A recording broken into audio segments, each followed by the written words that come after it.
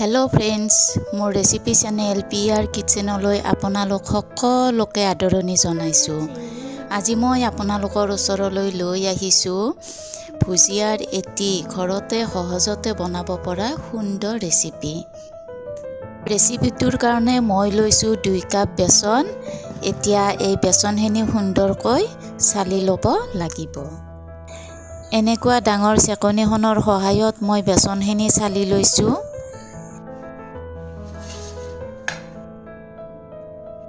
এতিয়া ইয়াতে সোৱাদ অনুপাতে দিলোঁ নিমখ, 1 চামুচ ধনিয়াৰ গুড়ি, 1 চামুচতকৈ অলপ কম গৰম মছলাৰ গুড়ি, 1 চামুচ জিৰাৰ গুড়ি, 1 চামুচ চাট মছলা আৰু এতিয়া এইখিনি চেকনিখনৰ সহায়তে চালি ল'ম।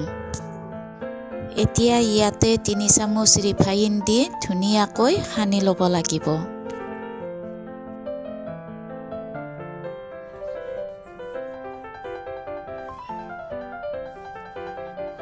তাৰ পিছত অলপ অলপকৈ পানী দি বেচনখিনি সানি ল'ব লাগিব। এতিয়া ইয়াতে এচিকুটমান দিলোঁ বেকিং পাউডাৰ। যিহেতু মই সৰু সৰু ফুটা থকা চেকনিখনৰ সহায়ত ভুজিয়াখিনি বনাম, গতিকে বেচনখিনি অলপ ঢিলাকৈ সানি ল'ব লাগিব।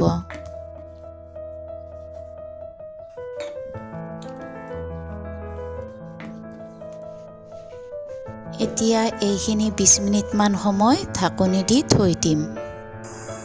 20 মিনিটৰ পিছত এতিয়া এইখিনি আকৌ এবাৰ ভালকৈ মঠি ল'ব লাগিব। হাতত অলপ ৰিফাইন সানি লৈ এইখিনি ভালকৈ মঠি ল'ব লাগিব। এতিয়া এইখিনি মঠি লোৱা হৈ গ'ল। এতিয়া ভুজিয়া মেকাৰটোত চাৰিওফালে ধুনীয়াকৈ তেল সানি ল'ব লাগিব। মই ৰিফাইন তেলেই ব্যৱহাৰ কৰিছোঁ। আৰু যদি আমি তেল সানি নলওঁ তেতিয়াহ'লে কি হ'ব, বেচনখিনি চেকনিৰে পাৰ হৈ যাওঁতে অলপ দিগদাৰ হ'ব। গতিকে তেল সানি ল'লে আমাৰ বেচনখিনি চেকনিৰে ধুনীয়াকৈ পাৰ হৈ যাব। সেইকাৰণে আমি ভুজিয়া মেকাৰটোত চাৰিওফালে ধুনীয়াকৈ অলপ ৰিফাইন সানি ল'ব লাগে। মই যিহেতু সৰু সৰু ভুজিয়া বনাম, গতিকে মই সৰু ফুটাৰ চেকনিখনেই ব্যৱহাৰ কৰিম। এতিয়া ভুজিয়া মেকাৰটোৰ এটা মূৰ বন্ধ কৰি লৈ আনটো মূৰেৰে বেচনখিনি ভিতৰত ভৰাই ল'ব লাগিব।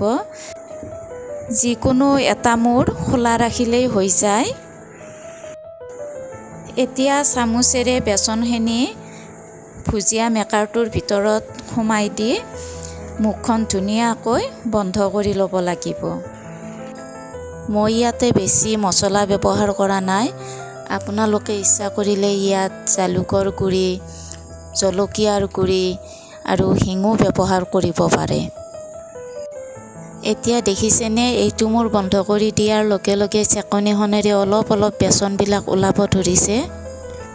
এতিয়া গেছ ষ্ট'ভত কেৰাহীখন পাতি লৈ ৰিফাইন দি গৰম হ'ব দিছোঁ। ৰিফাইনখিনি গৰম হৈছে নে নাই তাত অকণমান বেচন দি চাব পাৰি। যদি বেচনখিনি ওপৰলৈ উঠি আহিছে তেতিয়া গম পাব যে ৰিফাইনখিনি গৰম হৈছে। এতিয়া মই বনাই দেখুৱাইছোঁ। ভুজিয়া মেকাৰটোৰ ওপৰ ফালে এনেকৈ প্ৰেছ কৰি থাকিলে ধুনীয়াকৈ বেচনবিলাক চেকনিৰে ওলাই আহিব। গেছৰ জুইখিনি মিডিয়ামতে ৰাখিছোঁ।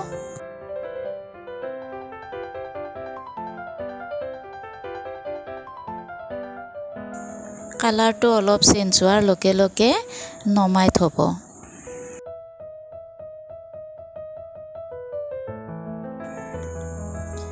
আৰু অলপ বনাই দেখুৱাইছোঁ। মোৰ ৰেচিপিটো যদি চাই আপোনালোকৰ ভাল লাগিছে তেনেহ'লে লাইক কৰিব, কমেণ্ট কৰিব আৰু ছাবস্ক্ৰাইব কৰিবলৈ নাপাহৰিব। এনেকুৱাকৈ আপোনালোকেও বনাবলৈ চেষ্টা কৰিবচোন। ভুজিয়াখিনি খুব সুন্দৰ হয়। আপোনালোকে যেতিয়া নিজে বনাব তেতিয়া গম পাব কেনেকুৱা হয়। এতিয়া এইখিনি হাতেৰে মোহাৰি ভাঙি ল'ব লাগিব।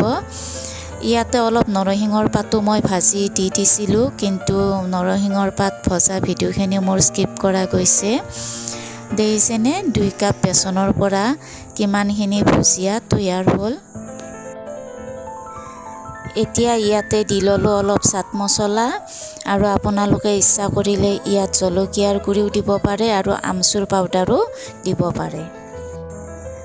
তাৰ পাছত এনেকৈ কাঁচৰ শুকান বটল এটাত ধুনীয়াকৈ ভৰাই থৈ দিব আৰু যেতিয়াই চাহ খাই মন গ'লে এই ভুজিয়াৰে চাহ খাব।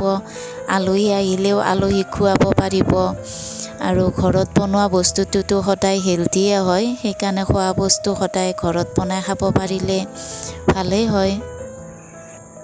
ভিডিঅ'টো শেষলৈকে চোৱাৰ কাৰণে সকলোকে আকৌ এবাৰ বহুত বহুত ধন্যবাদ জনালোঁ দেই।